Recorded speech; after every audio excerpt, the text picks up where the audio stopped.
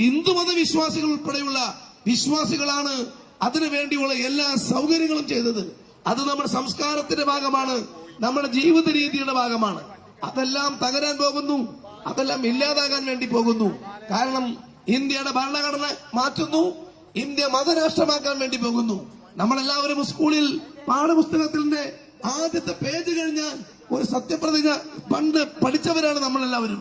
India എന്റെ ജന്മഭൂമിയാണ്, ഇന്ത്യയിലെ ഓരോ സഹോദരിയും സഹോദരനും എന്റെ സഹോദരി സഹോദരന്മാരാണ് എന്ന് നമ്മൾ പാഠപുസ്തകത്തിൽ പ്രതിജ്ഞ ചൊല്ലി കേട്ടവരാണ്.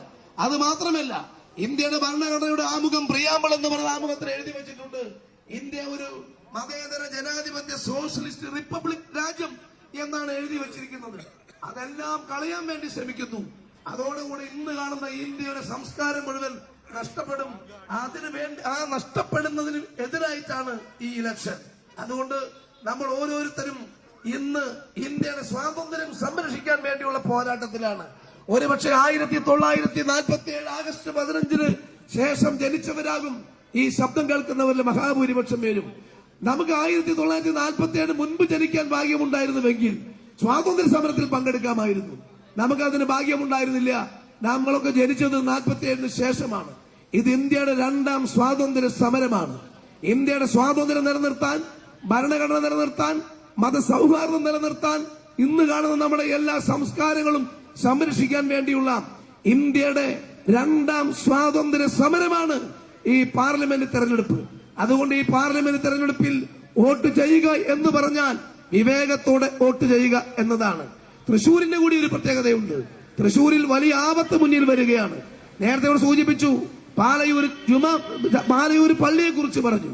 പാലയൂരിലെ വിശുദ്ധമായ സെന്റ് തോമസ് ദേവാലയം ഞങ്ങൾക്ക് അവകാശപ്പെട്ടതാണെന്ന് പറഞ്ഞുകൊണ്ട് ഹിന്ദു തീവ്രവാദികൾ രംഗത്തിറങ്ങിയിരിക്കുന്നു.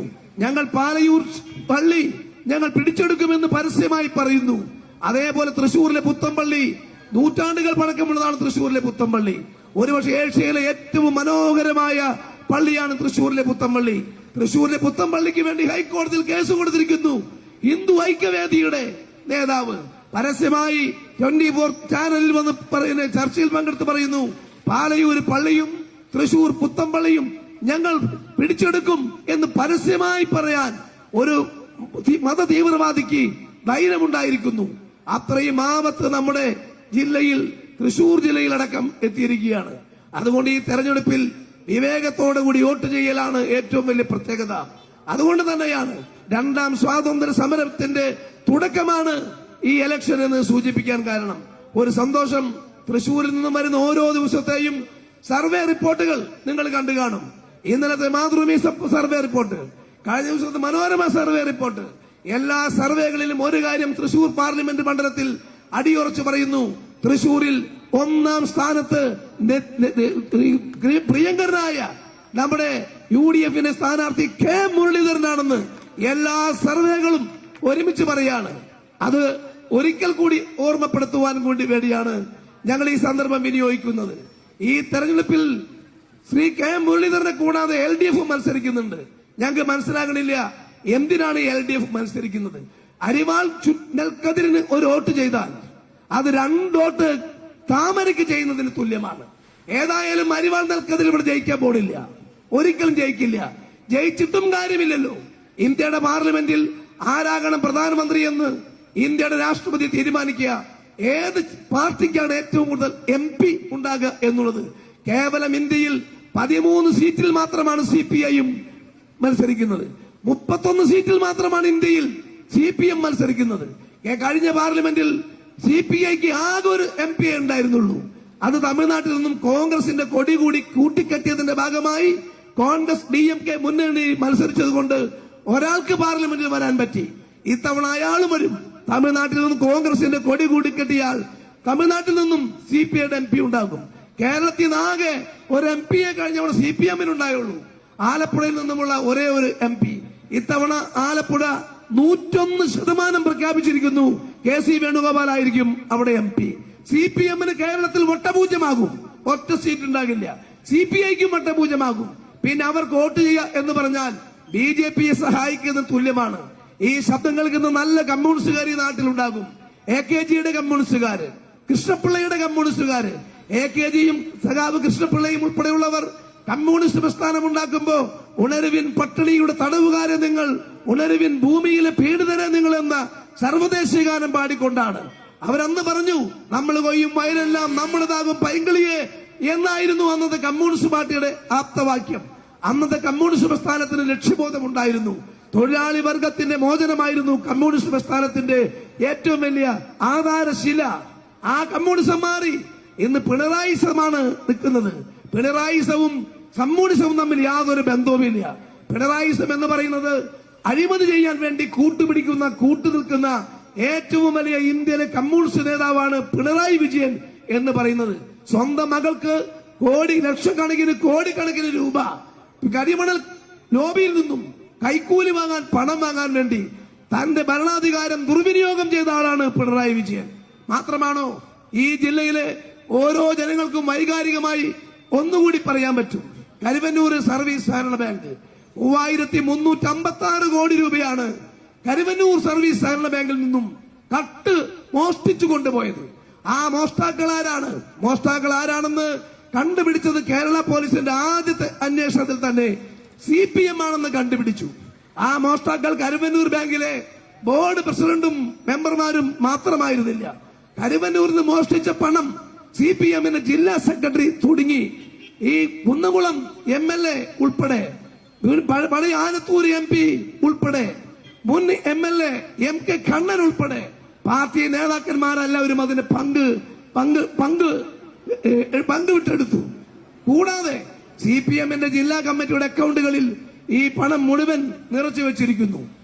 അതുകൊണ്ടാണ് ഇൻകം ടാക്സ് EDയും ചേർന്ന് CPM ജില്ലാ കമ്മിറ്റിയുടെ അക്കൗണ്ടുകൾ മരവിപ്പിച്ചത്. കോടിക്കണക്കിന് രൂപയാണ് പേര് ഒന്നുവരെ വെളിപ്പെടുത്താത്ത അക്കൗണ്ടുകളിൽ CPM ഉള്ളത്. ഈ പണം അഴിമതിയുടെ പണമാണ്. ആ അഴിമതിക്ക് വെള്ളപൂശാൻ വേണ്ടി BJPയുമായി ഡീലുണ്ടാക്കിയിരിക്കുകയാണ് CPM. പിണറായി വിജയൻ തന്നെ നേരിട്ട് മുൻകൈയെടുത്ത് ചില ദല്ലാളന്മാരെ ഇടനിലക്കാരാക്കി നിർത്തി അവരുമായി BJPയുടെ ദേശീയ നേതാക്കന്മാരുമായി ധാരണയുണ്ടാക്കി തന്റെ പാർട്ടി നേതാക്കന്മാരെ അറസ്റ്റ് ചെയ്യാതിരിക്കാൻ വേണ്ടി EDക്ക് കേന്ദ്രത്തെ കൊണ്ട് നിർദ്ദേശം കൊടുപ്പിച്ചു. പച്ചയായി അഴിമതി കണ്ടുപിടിച്ചു ED. എവിടെയാണ് പണമെന്ന് കണ്ടുപിടിച്ചു ഇൻകം ടാക്സ്. എന്നിട്ടും ഇതുവരെ AC മൊയ്തീൻ അടക്കമുള്ള MM വർഗീസ് ഉൾപ്പെടെയുള്ള MK കണ്ണൻ ഉൾപ്പെടെയുള്ള ബിജു ഉൾപ്പെടെയുള്ള ഒരാളെയും ഈ നിമിഷം വരെ അറസ്റ്റ് ചെയ്യാൻ ED തയ്യാറായിട്ടില്ല. എന്നാൽ ഒരു അഴിമതിയും പങ്കില്ലാത്ത കെജ്രിവാളിനെ ഡൽഹി മുഖ്യമന്ത്രിയെ പോലും അറസ്റ്റ് ചെയ്യാൻ തയ്യാറായി. അനാരോഗ്യം മൂലം, രോഗം മൂലം ചികിത്സ നടത്തിക്കൊണ്ടിരിക്കുന്ന സോണിയാഗാന്ധിയെ 6 ദിവസമാണ് ED വിളിപ്പിച്ച് പീഡിപ്പിച്ചത്. രാഹുൽ ഗാന്ധിയെ ED നിരന്തരമായി പീഡിപ്പിച്ചു. ഇതെല്ലാം ഉണ്ടായിട്ട് പോലും അഴിമതി വ്യക്തമായി ബോധ്യപ്പെട്ടിട്ടും കരുവന്നൂരിലെ സഹകരണ ബാങ്കിൽ നിന്നും കൊള്ള നടത്തിയിട്ടും ഒരു അറസ്റ്റ് പോയി പോലും ചെയ്യാത്ത ആളായി മാറിയിരിക്കുകയാണ് ED. അതിന് കാരണം CPMഉം BJPയും തമ്മിലുള്ള ഡീലാണ്. എന്ത് ഡീലുണ്ടായാലും ഒരു കാര്യം ഞങ്ങൾ ഉറപ്പു പറയുന്നു, തൃശൂരിൽ കഴിഞ്ഞ പാർലമെന്റ് തെരഞ്ഞെടുപ്പിൽ 96,000 പേർ വോട്ടിന്റെ ഭൂരിപക്ഷം ഉണ്ടായ തൃശൂരിൽ ഇത്തവണ 1,00,000-ലേറെ വോട്ടിന്റെ ഭൂരിപക്ഷത്തിന് KM മുരളീധരൻ ജയിക്കുമെന്ന കാര്യം സംശയം വേണ്ട. മണലൂർ നിയോജക മണ്ഡലവും അതിന് സാക്ഷിയാകും. കഴിഞ്ഞവണ മണലൂരിൽ 13,000 പേർ വോട്ടിന്റെ ഭൂരിപക്ഷം UDFിനുണ്ടായി. ആ ഭൂരിപക്ഷം ആവർത്തിക്കുക മാത്രമല്ല, അതിനേക്കാൾ കൂടുതൽ ഭൂരിപക്ഷം മണലൂരിൽ ഉണ്ടാകും. ഞങ്ങൾ ഓരോ ദിവസവും മണലൂർ നിയോജക മണ്ഡലം ഉൾപ്പെടെയുള്ള പാർലമെന്റ് മണ്ഡലത്തിലെ ഓരോ ഗ്രാമപ്രദേശങ്ങളിലും പോകുന്ന ആളുകളാണ്, ഓരോ ബൂത്തുകളിൽ പോകുന്ന ആളുകളാണ്. ജനങ്ങൾ വലിയ ആവേശത്തോടുകൂടി, അതിലേറെ വികാരത്തോടുകൂടിയാണ്. പ്രത്യേകിച്ചും ന്യൂനപക്ഷ ജനവിഭാഗങ്ങളടക്കമുള്ളവർ ജീവിക്കാൻ വേണ്ടിയുള്ള ഒരു പോരാട്ടമാണിത്. ആ പോരാട്ടത്തിൽ ഞങ്ങൾ ഉണ്ടാകുമെന്ന് കൂടി സൂചിപ്പിച്ചുകൊണ്ട് രാഷ്ട്രീയം മാറ്റിവെച്ച് നല്ല കമ്മ്യൂണിസ്റ്റുകാരുൾപ്പെടെ, നേരത്തെ സൂചിപ്പിച്ച സഖാവ് കൃഷ്ണപിള്ളയുടെ കമ്മ്യൂണിസ്റ്റുകാർ, നേരത്തെ സൂചിപ്പിച്ച സഖാവ് AKGയുടെ കമ്മ്യൂണിസ്റ്റുകാർ, ആ നല്ല കമ്മ്യൂണിസ്റ്റുകാർ ഉൾപ്പെടെയുള്ള ആളുകൾ ഈ തെരഞ്ഞെടുപ്പിൽ കോൺഗ്രസ് ജയിക്കണം, കോൺഗ്രസ് ജയിച്ചേ മതിയാകൂ എന്ന് വിശ്വസിക്കുന്ന നല്ല കമ്മ്യൂണിസ്റ്റുകാർ ഈ നാട്ടിലുണ്ട്. അവരുൾപ്പെടെ ചേർന്നുകൊണ്ട് ഈ തെരഞ്ഞെടുപ്പിൽ KM മുരളീധരന് വൻപിച്ച ഭൂരിപക്ഷത്തോടെ വിജയിപ്പിക്കും എന്ന് മാത്രം സൂചിപ്പിച്ചുകൊണ്ട് ഈ സ്ഥാനാർത്ഥി പര്യടനം ഇവിടെ നിന്നും ഔപചാരികമായി ഉദ്ഘാടനം ചെയ്യുന്നതായി പ്രഖ്യാപിക്കുന്നു.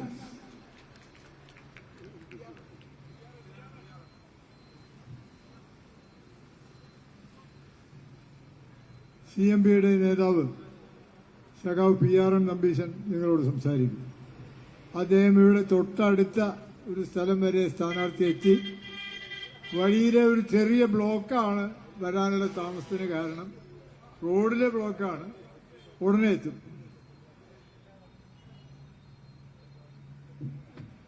ബഹുമാനപ്പെട്ട അധ്യക്ഷൻ, നമ്മുടെ പ്രിയപ്പെട്ട PM മാധവൻ, നമ്മുടെ MP കൂടിയായിട്ടുള്ള ഈ സമ്മേളനം ഉദ്ഘാടനം ചെയ്ത പ്രധാനപ്പെട്ട വേദിയിലും സദസ്സിലുമുള്ള ബഹുമാനപ്പെട്ട നേതാക്കന്മാരെ, സുഹൃത്തുക്കളെ, വളരെ ദീർഘമായ ഒരു പ്രസംഗത്തിന് പ്രസക്തിയില്ല എന്ന് മാധവേട്ടൻ തന്നെ പറഞ്ഞു. കാരണം ഇങ്ങനെ എത്തിക്കഴിയുമ്പോൾ ആ സ്ഥാനാർത്ഥി വരുന്നതിനിടയ്ക്കുള്ള ഒരു ഗ്യാപ്പിൽ രണ്ട് വർത്തമാനം പറയുക എന്ന് മാത്രമേ ഉദ്ദേശിക്കുള്ളൂ. ഞാനിപ്പോൾ ഈ തെരഞ്ഞെടുപ്പിന്റെ പ്രചരണ മേഖലകൾ സർവത്ര വീഡിയോയിലൂടെ അതുപോലെ തന്നെ പത്രങ്ങളിലൂടെയൊക്കെ നമ്മൾ വായിക്കുന്നുണ്ട്. എല്ലാവരും പറയുന്നത്, ദേശീയ തലത്തിൽ പറയുന്നത്, ഈ രാജ്യത്തെ മതേതര ജനാധിപത്യ മൂല്യങ്ങൾ ഉയർത്തിപ്പിടിക്കാൻ, നമ്മുടെ രാജ്യത്തെ ബഹുസ്വരത നിലനിർത്താൻ, ഇന്ത്യയുടെ സംസ്കാരം നിലനിർത്താൻ വേണ്ടിയിട്ട് ഈ രാജ്യത്ത് ഇന്ന് ഭരിച്ചുകൊണ്ടിരിക്കുന്ന വർഗീയ ഫാസിസത്തിൻ്റെതായ ശക്തികളെ, പ്രത്യേകിച്ച് അതിന് നേതൃത്വം കൊടുക്കുന്ന മോദിയുടെ അഴിമതിയിൽ ആറാടിയിട്ടുള്ള ഗവൺമെന്റിന് മാറ്റുക എന്നതാണ് ഈ തെരഞ്ഞെടുപ്പിലെ മുഖ്യ അജണ്ട. ഇത് ഇന്ത്യയിലെ എല്ലാ രാഷ്ട്രീയ പാർട്ടികൾക്കും ബാധകമായിട്ടുള്ളതാണ്. അതിൽ മുഖ്യമായിട്ടുള്ള പങ്കുവഹിക്കേണ്ടത് കോൺഗ്രസാണ്. അതുപോലെ തന്നെ എല്ലാ പാർട്ടികളും ഇതിൽ പങ്കുവഹിക്കേണ്ടതാണ്. അതിലൊരു പങ്കുവഹിക്കേണ്ട ഒരു പാർട്ടി യഥാർത്ഥത്തിൽ ഈ CPM എന്ന് പറയുന്ന പാർട്ടിയാണ്. CPMന് മുമ്പുണ്ടായിരുന്ന പ്രസക്തി ഇപ്പം ഇല്ല, നമുക്കറിയാം. പക്ഷേ എന്താണ് CPM ഇപ്പോൾ നടത്തുന്ന പ്രചരണം എന്ന് വളരെ ശാന്തമായി ചിന്തിക്കേണ്ട ഒരു സ്ഥിതിയാണ്. CPMന് സ്വന്തം അണികളോട് അഭിസംബോധന ചെയ്യാൻ കഴിയുന്ന ഒരു സംസ്ഥാനം പ്രധാനമായിട്ട് കേരളമാണ്. മറ്റുള്ളിടത്ത് മറ്റുള്ളവരോട് പ്രസംഗിക്കാം. കേരളത്തിൽ മാത്രമാണ് CPMന്റെ അണികളോട് എന്ന രീതിയിൽ CPM നേതാക്കൾക്ക് പ്രസംഗിക്കാവുന്നത്. CPMന്റെ ജനറൽ സെക്രട്ടറി, അതുപോലെ തന്നെ മുൻ ജനറൽ സെക്രട്ടറി പ്രകാശ് കാരാട്ട് തുടങ്ങിയ ആളുകളോടൊപ്പം നിലനിൽക്കുന്ന ഒരാളാണ് പോളിറ്റ് ബ്യൂറോ മെമ്പർ കൂടിയായിട്ടുള്ള നമ്മുടെ കേരളത്തിലെ മുഖ്യമന്ത്രി പിണറായി വിജയൻ. നിങ്ങളൊരു പക്ഷെ ശ്രദ്ധിച്ചു കാണും, കഴിഞ്ഞ ഒരു 2 ആഴ്ചക്കാലമായിട്ട് മുഖ്യമന്ത്രി പിണറായി വിജയൻ തെരഞ്ഞെടുപ്പ് പ്രചരണത്തിന് വേണ്ടി ഒരു തലയ്ക്ക് പുറപ്പെട്ടിരിക്കുകയാണ്. ഓരോ ദിവസവും അദ്ദേഹം പ്രസംഗിക്കുന്നു, 2 3 പ്രസംഗങ്ങൾ പ്രസംഗിക്കുന്നു. എല്ലാ ദിവസവും ഓരോ പത്രസമ്മേളനം നടത്തുന്നു. ഭയങ്കരമായ പ്രസംഗം. ഞാൻ ചോദിക്കുന്നത്, ഈ പ്രസംഗത്തിൽ എവിടെയെങ്കിലും നമ്മൾ പരിശോധിക്കണം. ഞാൻ പറയുന്നത് അവരുടെ സ്വന്തം പാർട്ടി അണികൾ വരെ പരിശോധിക്കണം. ഈ പ്രസംഗത്തിൽ എവിടെയെങ്കിലും മോദിക്കെതിരെ, ഇന്ത്യ രാജ്യത്തെ കുട്ടിച്ചോറാക്കിക്കൊണ്ടിരിക്കുന്ന ഇന്നത്തെ കേന്ദ്ര ഭരണത്തിനെതിരെ, ആ ഭരണം ഉയർത്തിയിട്ടുള്ള വർഗീയ ഫാസിസത്തിന്റെ വെല്ലുവിളിക്കെതിരെ ഒരക്ഷരം പറയുകയാണ്. പിണറായി വിജയൻ പ്രസംഗിക്കാൻ ആരംഭിക്കുക കോൺഗ്രസിനെതിരായിട്ടാണ്. രാഹുൽ ഗാന്ധിക്കെതിരെ പ്രസംഗം, അത് കഴിഞ്ഞ കോൺഗ്രസിനെതിരെ പ്രസംഗം, പിന്നെ ഐക്യജനാധിപത്യത്തിനെതിരെ പ്രസംഗം, പിന്നെ രാജ്യത്തുള്ള എല്ലാവർക്കും എതിരെ പ്രസംഗം. മൂപ്പർക്ക് ആരാ എതിരില്ലാത്ത ഒരാള്? ഞാൻ ചോദിക്കുന്നത്, CPMന്റെ സാധാരണ സഖാക്കൾ ഇത് ചിന്തിക്കണം. എന്തുകൊണ്ടാണ് ഈ മോദിക്കെതിരെ ഒന്നും പറയാത്തത്? മോദിയാണല്ലോ നമ്മുടെ രാജ്യത്തെ ഈ കുഴപ്പത്തിലെത്തിയെന്ന് എല്ലാവരും പറയുന്നത്. മോദിയുടെ കഴിഞ്ഞ 10 കൊല്ലക്കാലം കൊണ്ട് ഇന്ത്യ എവിടെ എത്തി എന്ന് പറയണ്ടേ? ഇന്ത്യയിലെ വികസനത്തെക്കുറിച്ച്, ഇന്ത്യയിലെ പുരോഗതിയെക്കുറിച്ച്, ഇന്ത്യയിലെ രാഷ്ട്രീയമായ ഭദ്രതയെക്കുറിച്ച്, ഇന്ത്യയുടെ ഭരണഘടനയെക്കുറിച്ച് ഇതൊക്കെ പറയേണ്ടത് പിണറായി വിജയനല്ലേ? അതിന് അപകടം വരുത്തിയിരിക്കുന്നത് പ്രധാനമന്ത്രി മോദിയാണ് എന്ന് ബോധ്യമുള്ള കാര്യമല്ലേ? എന്തുകൊണ്ട് മോദിക്കെതിരെ പറയുന്നില്ല? മോദിക്കെതിരെ പറയുന്നുണ്ട്. ഡൽഹിയിൽ ഇരുന്നിട്ട് പിണറായി വിജയന്റെ നേതാവ് ജനറൽ സെക്രട്ടറി സാക്ഷാൽ സീതാറാം യെച്ചൂരി ഡൽഹിയിലിരുന്ന് പറയുന്നുണ്ട്. കൽക്കത്തയിൽ പോയി പറയുന്നുണ്ട്. അവരുടെ പാർട്ടി യോഗങ്ങളിൽ പറയുന്നുണ്ട് ഭയങ്കര അപകടമാണ്. പക്ഷെ കേരളത്തിൽ വന്നാൽ ഏതാണ്ട് വായ മൂടി കെട്ടിയ പോലെയാണ്. ഞാൻ ചോദിക്കട്ടെ, എന്താ നിങ്ങളുടെ വിധേയത്വം? രാഷ്ട്രീയമായിട്ടുള്ള വിധേയത്വമാക്കോ? ഞാനൊരു കാര്യത്തിൽ എനിക്ക് യാതൊരു സംശയവുമില്ല. CPM എന്ന് പറഞ്ഞാൽ തികഞ്ഞ ഒരു BJP RSS വർഗീയ വിശുദ്ധ ശക്തികൾക്കെതിരായിട്ടുള്ള ഒരു ശക്തിയായ പോരാട്ടം നടത്തുന്ന പാർട്ടിയാണ് എന്ന് എനിക്ക് ഇതുവരെ ബോധ്യപ്പെട്ടിട്ടില്ല. ഞാൻ ആ പാർട്ടിയിലുണ്ടായിരുന്നു. ഞാൻ ആ പാർട്ടിയിലുള്ള കാലത്തും BJPക്കെതിരായിട്ട് ഞങ്ങൾ സമരം ചെയ്തിട്ടില്ല. CPM സമരം ചെയ്തിട്ട് കോൺഗ്രസിനെതിരാണ്. ഇവിടെ മറ്റേ BJPക്കെതിരെ എപ്പോഴാണ് സമരം ചെയ്തിരിക്കുന്നത്? കോൺഗ്രസ് ഭരണമുള്ളപ്പോൾ തന്നെ BJPയെ രക്ഷിക്കാൻ വേണ്ടി എപ്പോഴൊക്കെ നിൽക്കണോ അപ്പോഴൊക്കെ നിന്നുള്ള ഒരു പാർട്ടിയാണ് മാർക്സിസ്റ്റ് പാർട്ടി. നിങ്ങൾക്കറിയാം, ഇന്ത്യയിലെ ഭൂരിപക്ഷം ഇല്ലാതെ കോൺഗ്രസ് അധികാരത്തിൽ വന്നത് രാജീവ് ഗാന്ധി മരിച്ചതിന് ശേഷം സാക്ഷാൽ നമ്മുടെ നരസിംഹറാവു പ്രധാനമന്ത്രിയായപ്പോഴാണ്. ആ സമയത്താണ് ദാരുണമായ ഇന്ത്യയുടെ എല്ലാ പ്രഭയും കളഞ്ഞ ആ ബാബരി മസ്ജിദ് പൊളിക്കുക എന്നുള്ള സംഭവം ഉണ്ടായി. ആ സംഭവത്തിൽ ലോകമൊന്ന് ഞെട്ടി. ഇന്ത്യയെ സംബന്ധിച്ചിടത്തോളം അവരുടെ അസംശം തന്നെ തെറ്റിപ്പോയി. പക്ഷേ അവർ പറഞ്ഞു, ഇന്ത്യയിലെ ജനങ്ങൾ, ഇന്ത്യയിലെ ഹിന്ദുക്കൾ, മുസ്ലിങ്ങൾ, ക്രിസ്ത്യാനികൾ ആർക്കും വ്യത്യാസമില്ലാതെ ഈ ബാബരി മസ്ജിദ് തകർത്തത് ഇന്ത്യയുടെ സംസ്കാരത്തിനെതിരാണ്, ഇന്ത്യയിലെ ജനങ്ങൾ അതിനെതിരാണ് എന്ന് ലോകമാകെ മുസ്ലിം രാഷ്ട്രങ്ങൾ. കേരളത്തിൽ നമുക്കറിയാം, മുസ്ലിം ലീഗ് പ്രത്യേകിച്ച് വാഫികളായി എന്തുണ്ടായിരുന്നത് എത്ര ശക്തമായ രീതിയിൽ ഇതൊരു വർഗീയ കലാപമായി മാറരുത്, ഇത് നമ്മുടെ മതസൗഹാർദ്ദത്തെ താർക്കാനുള്ള ശ്രമമാണ് എന്ന് പറഞ്ഞു. അവസാനം ആ ഗവൺമെന്റ് നരസിംഹറാവു വേണ്ടത്ര പട്ടാളത്തെ അയച്ച് ഏറ്റുമുട്ടാത്തത് കൊണ്ടാണ് ഈ ബാബരി മസ്ജിദ് പൊളിച്ചത്. അതിന് നരസിംഹറാവു കൂട്ടുനിന്നു എന്ന് ആരോപിച്ചുകൊണ്ടാണ് CPM അന്ന് ഇന്ത്യൻ പാർലമെന്റിൽ അവിശ്വാസം കൊണ്ടുവന്നത്. ആർക്കെതിരെ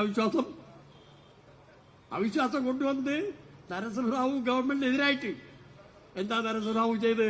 പള്ളി പൊളിക്കുന്നതിന് എതിരായിട്ട് പട്ടാളത്തെ അയച്ചില്ല, പ്രമേയം കൊണ്ടുവന്നു. അവിശ്വാസ പ്രമേയം പ്രതിപക്ഷത്തിരിക്കുന്ന ഒരു പാർട്ടിക്ക് അവകാശപ്പെട്ടാണ്. പക്ഷെ ആ വിശ്വാസ പ്രമേയം സന്നിഗ്ധമായിരുന്നു. ആര് ജയിക്കും ആര് തോക്കുമെന്ന് സംശയമായി. കാരണം അവിശ്വാസ പ്രമേയം കൊണ്ടുവന്നത് CPMന്റെ നേതാവാണെങ്കിലും ആ വിശ്വാസ പ്രമേയത്തിന് പിന്തുണ നൽകിയതാരാ? BJP ആണ്. BJP ഏതാ പാർട്ടി? ഈ ബാബരി മസ്ജിദ് പൊളിച്ച പാർട്ടിയാണ്. അതിനുവേണ്ടി ഗുണ്ടായിസം സംഘടിപ്പിച്ച പാർട്ടിയാണ്. അതിനുവേണ്ടി തെമ്മാടുത്തം മുഴുവൻ കാണിച്ച പാർട്ടിയാണ്. ആ പാർട്ടിയും ഈ ഇതിനെതിരായിട്ട് പ്രസംഗിക്കുമെന്ന് പറയുന്ന മാർക്സിസ്റ്റ് പാർട്ടി ഒരുമിച്ചാണ് നരസിംഹറാവു ഗവൺമെന്റിനെതിരായിട്ട് അവിശ്വാസ പ്രമേയം കൊണ്ടുവന്നത്. അന്ന് നമ്മുടെ ലീഡർ കരുണാകരൻ, അദ്ദേഹം പ്രതിപക്ഷത്തോടെ പാർലമെന്റിലായിരുന്നു. അദ്ദേഹം അതിന് തന്ത്രപൂർവ്വം തന്നെ അതിനെ മറികടക്കുന്നതിന് ആവശ്യമായ കാര്യങ്ങൾ ചെയ്തു. അവസാനം നരസിംഹറാവു ഗവൺമെന്റിനെ അവർക്ക് താഴെയിറക്കാൻ പറ്റില്ല. ഒരു സംഭവമാണ് നിങ്ങൾക്കറിയാലോ, 2004 കോൺഗ്രസ് വീണ്ടും അധികാരത്തിൽ വരുന്നത് പൂർണ്ണ ഭൂരിപക്ഷത്തോടെയല്ല, UPA ഐക്യ മുന്നണിയുടെ അടിസ്ഥാനത്തിലാണ്. അതിനുവേണ്ടി ആ മുന്നണി ഉണ്ടാക്കുന്നതിന് വേണ്ടി ശ്രമിച്ചതിന് മുഖ്യമായ പങ്കുവഹിച്ച ആളാണ് മറ്റേ സുർജിത് സിംഗും അതുപോലെ തന്നെ ജ്യോതിബാസുവും പോലുള്ള മാർക്സിസ്റ്റ് പാർട്ടി നേതാക്കൾ. അത് നിങ്ങൾക്ക് ഓർമ്മയുണ്ടോ? അവരൊക്കെ കൂടി മുൻകൈയെടുത്തുകൊണ്ട് ഉണ്ടാക്കിയ ആ ഐക്യ മുന്നണി മൻമോഹൻ സിംഗിന്റെ നേതൃത്വത്തിലുള്ള ഗവൺമെന്റ് വന്നു. നിങ്ങൾക്കറിയാം, എല്ലാവരും സോണിയാഗാന്ധി പ്രധാനമന്ത്രിയാവണമെന്ന് പറഞ്ഞു. സോണിയാഗാന്ധി പറഞ്ഞു, അല്ല, ആവേണ്ടത് ഈ പാർട്ടിയെ, ഈ പ്രസ്ഥാനത്തെ നയിക്കാൻ കഴിയുന്ന മൻമോഹൻ സിംഗ് നയിക്കട്ടെ എന്ന് സോണിയാഗാന്ധി നിർദ്ദേശിച്ചിട്ടാണ് മൻമോഹൻ സിംഗ് ഇന്ത്യയുടെ പ്രധാനമന്ത്രി. ആ മൻമോഹൻ സിംഗ് ഗവൺമെന്റിനെതിരായിട്ട് ആരാവശ്യപ്പെട്ടു? ആ മൻമോഹൻ സിംഗിന്റെ ഗവൺമെന്റിനെ താഴെയിറക്കാൻ ആരാ ശ്രമിച്ചത്? ഈ മാർക്സിസ്റ്റ് പാർട്ടിയാണ്. അന്ന് പ്രകാശ് കാരാട്ട് പ്രസിഡന്റ്. ആ പ്രകാശ് കാരാട്ടിന്റെ നേതൃത്വത്തിൽ ആ ഗവൺമെന്റിനെ താഴെയിറക്കുന്നതിന് വേണ്ടി BJPയുമായി ഡീലുണ്ടാക്കി അവസാനം അവിശ്വാസ പ്രമേയം കൊണ്ടുപോകും. കാരണം എന്തോ പറഞ്ഞു, ആളവ കരാറ്. ആർക്കറിയാം ആളവ കരാർ എന്താ? ആളവ കരാർ ഇപ്പൊ എവിടെ? ആളവ കരാറ് ഒരു ന്യായം, അതിന്റെ പേരിൽ അവിശ്വാസ പ്രമേയം. ആ വിശ്വാസ പ്രമേയം കൊണ്ടുവന്നു. അത് ഇതുപോലെ ജനങ്ങളുടെ ശക്തി കൊണ്ട് അതിനെ അതിജീവിക്കാൻ കഴിഞ്ഞു. പാർലമെന്റിൽ ഭൂരിപക്ഷം കിട്ടി. ആ വിശ്വാസ പ്രമേയം തള്ളിപ്പോയി എന്ന് മാത്രമല്ല, ഇന്നത്തെ പാർലമെന്റ് തെരഞ്ഞെടുപ്പിൽ ഈ ഇടതുപക്ഷം ഇല്ലാതെ തന്നെ, മാർക്സിസ്റ്റ് പാർട്ടി ഇല്ലാതെ തന്നെ മൻമോഹൻ സിംഗ് ഭൂരിപക്ഷത്തോടു കൂടിയുള്ള ഗവൺമെന്റായി മാറി. ചരിത്രം നമ്മൾ പഠിക്കണം. ഏതെങ്കിലും കാലത്ത് ഇന്ത്യയിലെ മതേതര ജനാധിപത്യ പ്രസ്ഥാനത്തോടൊപ്പം നിൽക്കാൻ തയ്യാറായിട്ടുള്ളൂ മാർക്സിസ്റ്റ് പാർട്ടി. ഇനി നിങ്ങൾക്ക് തിരുത്താറായില്ലേ? ഇപ്പൊ എന്താണ്, നമ്മുടെ CPIയുടെ നേതാവിന്റെ രാജ ഇതുവരെയും നല്ല സ്വഭാവമായിരുന്നു. അദ്ദേഹത്തിന്റെ ഭാര്യ ഇവിടെ സ്ഥാനാർത്ഥിയായി, വയനാട്ടിൽ സ്ഥാനാർത്ഥി. ഇപ്പൊ എന്താ പറയുന്നത് അറിയോ? വയനാട്ടില് രാഹുൽ ഗാന്ധി വന്ന് നിൽക്കും. രാഹുൽ ഗാന്ധി വടക്ക് പോകണം. ഇവിടെ എന്താ രാഹുൽ ഗാന്ധി നിൽക്കേണ്ട കാര്യം? രാഹുൽ ഗാന്ധി വയനാട്ടിൽ നിൽക്കുന്നത് ഈ BJPക്കെതിരായ ശക്തിയെ ക്ഷയിപ്പിക്കാനാണ് എന്നാണ്. ഇന്ത്യയിലെ ദേശീയ രാഷ്ട്രീയത്തിന്റെ ഇന്നത്തെ അറിയപ്പെടുന്ന നേതാക്കന്മാരിൽ ഏറ്റവും മുൻപന്തിയിൽ നിൽക്കുന്ന രാഹുൽ ഗാന്ധിയാണ്. രാഹുൽ ഗാന്ധി ഇന്ത്യൻ പാർലമെന്റിൽ ഉണ്ടാവണമെന്നുള്ളത് ഈ രാജ്യത്തിന്റെ ആവശ്യമാണ്. ഈ രാജ്യത്തെ മുഴുവൻ ജനാധിപത്യ ശക്തികളുടെയും ആവശ്യമാണ്. ആ രാഹുൽ ഗാന്ധി നമ്മളെ നയിക്കാനുള്ള നേതാവാണ്. പ്രധാനമന്ത്രി ആരാവുന്നൊക്കെ വേറെ ആലോചിക്കും. ഞാൻ ചോദിക്കുന്നത്, ഇന്ത്യയിലെ ദേശീയ ജനാധിപത്യ പ്രസ്ഥാനത്തെ വർഗീയതക്കെതിരെ പോരാട്ടം നയിക്കാൻ കരുത്തനായ നേതാവ് ആര്? പിണറായി വിജയനാണോ? ആരാ നേതാവ്? ഇതാരായി ചുരുക്കി പറ്റുമോ? പ്രകാശ് കാരാട്ടിന് പറ്റുമോ? രാജിക്ക് പറ്റുമോ? അത് പറ്റുന്ന ഒരേ ഒരാൾ ഇന്ത്യൻ ദേശീയ മണ്ണിന്റെ എല്ലാ മേഖലകളിലും എത്തിയിട്ടുള്ള, ഇന്ത്യയുടെ ദേശീയ പ്രസ്ഥാനത്തിന്റെ നായകത്വം വഹിച്ചിട്ടുള്ള, ഇന്ത്യയുടെ പൈതൃകം ഉയർത്തപ്പെട്ടിട്ടുള്ള ഇന്ത്യൻ കുടുംബത്തിന്റെ നാഥനായിട്ടുള്ള രാഹുൽ ഗാന്ധി അല്ലാതെ ആരും ഇന്ന് ഇന്ത്യയെ നയിക്കാൻ പറ്റില്ല. പക്ഷേ രാഹുൽ ഗാന്ധി ജയിക്കുന്നിടത്ത് നിൽക്കാൻ പാടില്ല. ഞാൻ ചോദിക്കുന്നത്, നിങ്ങൾ എന്ത് ന്യായമാണ് പറയുന്നത്? കഴിഞ്ഞ തെരഞ്ഞെടുപ്പിൽ ഇടതുപക്ഷവും കോൺഗ്രസും തമ്മിൽ ഒരു ധാരണയുണ്ടായിരുന്നു. രാഹുൽ ഗാന്ധി കഴിഞ്ഞ തവണ മത്സരിച്ചു. എവിടെ? വയനാട്. ഏതാണ്ട് 3 ലക്ഷത്തിന് മേലെ വോട്ടിലാണ് രാഹുൽ ഗാന്ധി അന്ന് ജയിച്ചത്. ആ ജയിച്ചു പോയ സിറ്റിംഗ് സീറ്റാ വയനാട്. അവിടെ നിങ്ങൾ ഈ സഖാവ് രാജ ഞാൻ ചോദിക്കുന്നത്, നിങ്ങളുടെ ഭാര്യയെ കൊണ്ടുവന്ന് ഈ ഇതിനെതിരായിട്ട് നിർത്തേണ്ട വല്ല കാര്യമുണ്ട്? നിങ്ങൾ ചെയ്യേണ്ടത് രാഹുൽ ഗാന്ധിക്ക് പിന്തുണ കൊടുക്കണം. നിങ്ങൾക്ക് UDF-നോടും കേരളത്തിലെ കോൺഗ്രസ് പ്രസ്ഥാനത്തോടും എതിർപ്പുണ്ടെങ്കിൽ നിങ്ങൾ ശക്തിയായി ബാക്കി 19 മണ്ഡലങ്ങളിൽ കേൾക്കും. എന്നിട്ട് പറഞ്ഞു, ഞങ്ങളുടെ ദേശീയ നേതാവ്, ഞങ്ങൾക്ക് കൂടെ ദേശീയ നേതാവായിട്ടുള്ള രാഹുൽ ഗാന്ധി മത്സരിക്കുന്നിടത്ത് ഞങ്ങൾ മത്സരിക്കാനില്ല എന്ന് പറയാനുള്ള തന്റെ ഇടമല്ലേ ഇടതുപക്ഷം കാണിക്കുന്നത്? ഇടതുപക്ഷം പോണ സ്ഥാനാർത്ഥി കേൾക്കുന്നു. അവിടെ BJP-യുടെ പ്രസിഡന്റ് മത്സരിക്കുന്നുണ്ട്. ഞാൻ ചോദിക്കുന്നത്, ഈ രാജ്യത്ത് ജനാധിപത്യം രക്ഷിക്കാനാണ് നിൽക്കുന്നത്. ജനാധിപത്യത്തെക്കുറിച്ചൊന്നും ഞാൻ മാർക്സിസ്റ്റ് പാർട്ടിയുടെ കൺസെപ്റ്റിനെ കുറിച്ച് പറയുന്നില്ല. ഭരണഘടനയോട് നിങ്ങൾക്ക് കൂടുതലോ? ഈ CPM-ന്റെ ഒരു മന്ത്രി കഴിഞ്ഞ ദിവസം പറഞ്ഞു, ഈ ഭരണഘടന എന്ന് പറയുന്നത് ഇന്ത്യയുടെ ഭരണഘടനയാണ്. അത് സായിപ്പന്മാരെ എഴുതി തന്ന് നമ്മൾ വായിച്ചാന്നാ പറഞ്ഞു. ഓർമ്മയില്ല? അവിടെ സജ്ജീകരിക്കാൻ എന്നിട്ട് അവസാനം കോടതി പോയി മാപ്പ് പറഞ്ഞു പോകുന്നു. ഭരണഘടന, ഇന്ത്യൻ ഭരണഘടന എന്ന് പറഞ്ഞാൽ സായിപ്പന്മാരെ എഴുതി തന്നാണെന്ന് പറയുന്ന അത്രയും വലിയ വിഡിത്തം എഴുന്നള്ളിച്ചിട്ട് അതിനെതിരെ മിണ്ടാടി വെക്കായിരുന്നു. അപ്പൊ അതുകൊണ്ട് നമ്മുടെ രാജ്യത്ത് ജനാധിപത്യം നിലനിൽക്കണമെങ്കിൽ, മതേതരത്വം ഉയർത്തിപ്പിടിക്കണമെങ്കിൽ ഈ രാജ്യത്തെ മുഴുവൻ ആളുകളും ഒരുമിച്ച് നിൽക്കണം. പിണറായി വിജയൻ അടക്കമുള്ള ഇടതുപക്ഷ നേതാക്കളോട് എനിക്ക് പറയാനുള്ളത്, രാഹുൽ ഗാന്ധി ഇപ്പോ കഴിഞ്ഞ ദിവസം വയനാട്ടിൽ പര്യടനം നടത്തി. കഴിഞ്ഞ ദിവസം കോഴിക്കോട് പ്രസംഗിച്ചു. അദ്ദേഹം പറഞ്ഞു, ഇടതുപക്ഷ പ്രസ്ഥാനത്തിനോടും ഇടതുപക്ഷ രാഷ്ട്രീയത്തോടും എനിക്ക് എതിർപ്പുണ്ട്, പക്ഷേ അവർ നമ്മുടെ കുടുംബമാണ്. എന്തുകൊണ്ട് കുടുംബം?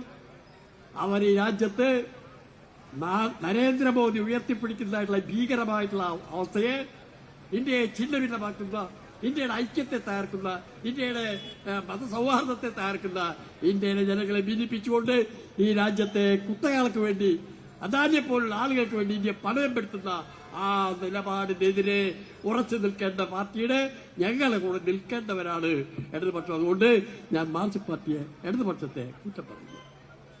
അല്ലേ രാഹുൽ ഗാന്ധി? നിങ്ങൾക്ക് ആ മര്യാദയുള്ളൂ. ഞാൻ ചോദിക്കുന്നത്, പിണറായി വിജയൻ ഇപ്പം എല്ലാവർക്കും നടന്ന് രാഹുൽ ഗാന്ധി കുഴപ്പമാണ്, കോൺഗ്രസ് കുഴപ്പമാണ്, കോൺഗ്രസ് ഈ കുഴപ്പത്തിൽ മുഴുവൻ. ഞാൻ കോൺഗ്രസ് കുഴപ്പം ഒന്നും ഞാൻ പറയുന്നില്ല. കാരണം കോൺഗ്രസ് ഇന്ത്യയിൽ കോൺഗ്രസ് ഭരണത്തിൽ വന്നപ്പോഴാണ്. നെഹ്റുവിന്റെ നേതൃത്വത്തിൽ ഇന്ത്യയിൽ കോൺഗ്രസ് ഭരണം ഏറ്റെടുക്കുമ്പോ എന്താ ഇന്ത്യയുടെ സ്ഥിതി?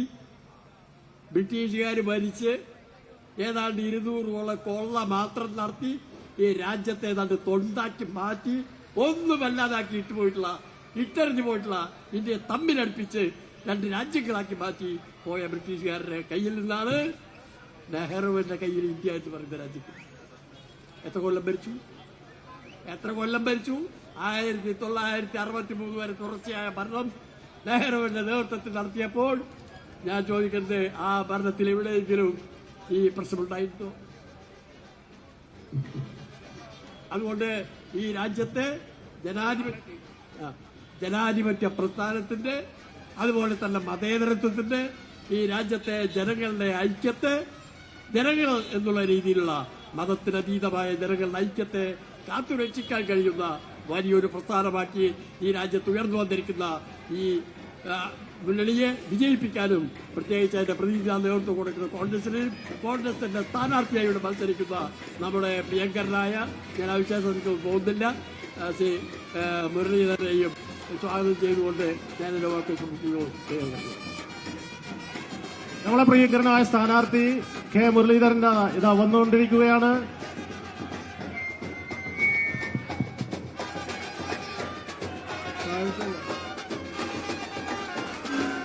പ്രിയമുള്ളവരെ, ഒരു കാലഘട്ടം മുഴുവൻ ഇന്ത്യൻ ജനാധിപത്യ പ്രസ്ഥാനത്തിന് വേണ്ടി നീക്കിവെച്ച ഇന്ത്യയിലെ വരുന്ന ജനാധിപത്യ പ്രസ്ഥാനത്തിന്റെ ഉന്നതി പോരാളി കേരളത്തിന്റെ ബഹുമാന ലീഡർ ശ്രീനാഥ് കെ മുരളീധരൻ ഇതാ നിങ്ങളെ കാണുന്നത് കൈ അടയാളത്തിൽ നിങ്ങളുടെ വിലയേറിയ വോട്ടുകൾ രേഖപ്പെടുത്തണമെന്ന് അഭ്യർത്ഥിച്ചുകൊണ്ട് ചുണ്ടലിന്റെ രാജവീതിയിലേക്ക് കടന്നുകൊണ്ടിരിക്കുന്നു. അനുഗ്രഹിക്കുക, ആശീർവദിക്കുക. ഒരു ജീവിത കാലഘട്ടം മുഴുവൻ ഇന്ത്യയിലെ പൊതുജന ജനാധിപത്യ പ്രസ്ഥാനത്തിന് വേണ്ടി നീക്കിവെച്ച കേരളത്തിന്റെ leader Srinath K Muraleedharan. Hello പ്രിയപ്പെട്ടവരെ, നമ്മുടെ ആരാർപ്പണ പരിപാടി ആരംഭിക്കാൻ പോവുകയാണ്.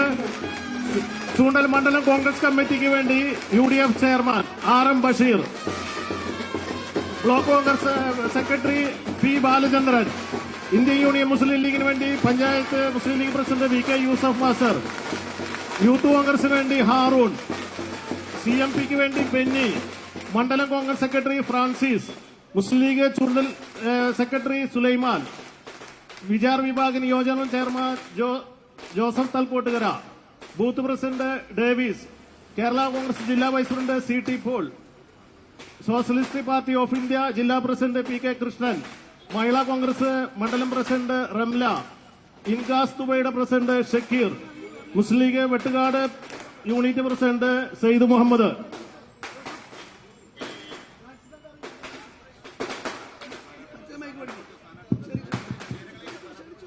പ്രിയപ്പെട്ടവരെ, നിങ്ങളോട് ഏതാനും വാക്കുകൾ നമ്മുടെ പ്രിയങ്കരനായ സ്ഥാനാർത്ഥി സംസാരിച്ചുകൊണ്ട് നന്ദി പ്രകാശിക്കും. ഹാരാർപ്പണത്തിന് നന്ദി രേഖപ്പെടുത്തിക്കൊണ്ട് നമ്മുടെ പ്രിയങ്കരനായ സ്ഥാനാർത്ഥി K മുരളീധരൻ നിങ്ങളോട് സംസാരിക്കുന്നു. ശ്രീകുമാരോട്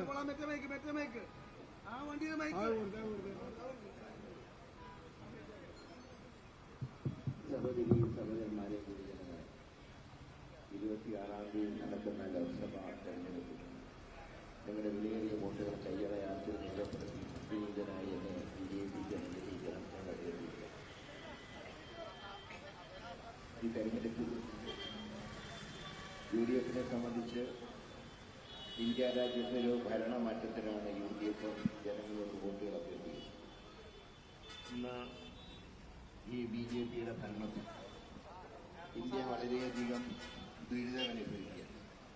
നമ്മുടെ രാജ്യം ഏതാണ്ട് 20 വർഷം പുറകോട്ടാണ് സഞ്ചരിച്ചത്.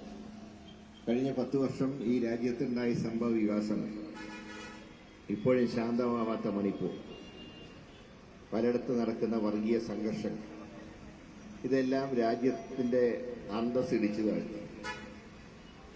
പ്രധാനമന്ത്രിയാവട്ടെ തൃശ്ശൂർ 3 തവണ വന്നു, ഏതാണ്ട് 7 തവണ കേരളത്തിൽ വന്നു. 1 മണിക്കൂർ പോലും മണിപ്പൂർ സന്ദർശിക്കാൻ നേരം കിട്ടിയിട്ടില്ല. അതാണ് ഈ രാജ്യത്തിന്റെ അവസ്ഥ. ഇതിനു പുറമെ ഇന്ത്യയിലെ പ്രധാനപ്പെട്ട പൊതുമേഖലാ സ്ഥാപനങ്ങളെല്ലാം കോർപ്പറേറ്റുകൾക്ക് കാഴ്ചവെച്ചു. ഇന്ത്യയിലെ പ്രധാന വിമാനത്താവളങ്ങൾ അദാനിമാരും അംബാനിമാരും വീതം വെച്ചെടുത്തു. ഈ ഒരു സാഹചര്യത്തിൽ ഇന്ത്യ രാജ്യത്തിനെ തകർച്ചയിൽ നിന്ന് രക്ഷിക്കാൻ ഭരണമാറ്റം അത്യാവശ്യമാണ്. ശ്രീ രാഹുൽ ഗാന്ധിയുടെയും ഖാർഗെജിയുടെയും നേതൃത്വത്തിൽ ഇന്ത്യ മുന്നണി ഇന്ന് ശക്തമായിട്ട് രംഗത്ത് വരിക. ഇപ്പോൾ ചില സർവേ ഫലങ്ങളിലൊക്കെ ഇന്ത്യ മുന്നണി അധികാരത്തിൽ വരാനുള്ള സാധ്യതകൾ ഇപ്പോൾ ചില ചാനലിലൊക്കെ പറയുന്നു. അപ്പോൾ അതുകൊണ്ടാണ് UDFനെ സംബന്ധിച്ച് ഞങ്ങൾക്ക് ഒരു കാര്യത്തിൽ അഭിമാനമുണ്ട്. UDFിലെ എല്ലാ കക്ഷികളും ഇന്ത്യ മുന്നണിയിലുണ്ട്. എന്നാൽ മാർക്സിസ്റ്റ് പാർട്ടി ആവട്ടെ ഇന്ത്യ മുന്നണിയിലില്ല. മാത്രമല്ല, കഴിഞ്ഞ കുറെ ദിവസങ്ങളായി പിണറായി വിജയൻ രാഹുൽ ഗാന്ധിയെ വിമർശിക്കുന്നു, കോൺഗ്രസിനെ വിമർശിക്കുന്നു. നരേന്ദ്രമോദി എന്ന പേര് ഇതുവരെ വായന്ന് വന്നിട്ടില്ല. ഞാൻ വിചാരിച്ചു മിനിഞ്ഞാന്ന് പ്രധാനമന്ത്രി കുറെ മുഖ്യമന്ത്രിയെ കുറിച്ച് പറഞ്ഞു. അപ്പോഴെങ്കിലും ഞാൻ വിചാരിച്ചു മറുപടി പറയുമ്പോഴെങ്കിലും നരേന്ദ്രമോദി എന്നൊരു വാക്ക് വായിന്ന് വിടും. അദ്ദേഹം പറഞ്ഞത് പ്രധാനമന്ത്രി പറഞ്ഞു എന്നാണ്. എന്താ പ്രധാനമന്ത്രിക്ക് പേരില്ല? അതായത് രൂക്ഷമായി കാലത്ത് നരേന്ദ്രമോദി പിണറായി വിജയനെ വിമർശിച്ചപ്പോൾ ആ വിമർശനം എന്ന് പറയുന്നത് അഡ്ജസ്റ്റ്മെന്റ് വിമർശനം. കാരണം ഉദ്ദേശിച്ച കാര്യം നടന്നില്ലെങ്കിൽ ഞാൻ ആക്ഷൻ എടുക്കുമെന്നാണ് പറഞ്ഞതിന്റെ അർത്ഥം. പിണറായി വിജയൻ മറുപടി പറയാണ് പ്രധാനമന്ത്രി അങ്ങനെ പറഞ്ഞു, പ്രധാനമന്ത്രി ഇങ്ങനെ പറഞ്ഞു. അപ്പോഴും മോഡി എന്നുള്ള വാചകം വരുന്നില്ല. അപ്പൊ എന്തുമാത്രം മുഖ്യമന്ത്രി EDയെ ഭയപ്പെടുന്നു എന്നുള്ളതിന്റെ ഉദാഹരണം.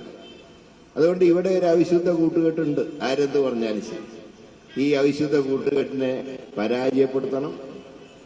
ഇന്ത്യ മുന്നണി അധികാരത്തിൽ വരണം. അങ്ങനെ വരുമ്പോൾ നമ്മുടെ പ്രദേശങ്ങളുമായിട്ട് ബന്ധപ്പെട്ട ഒരുപാട് അടിസ്ഥാന പ്രശ്നങ്ങളുണ്ട്.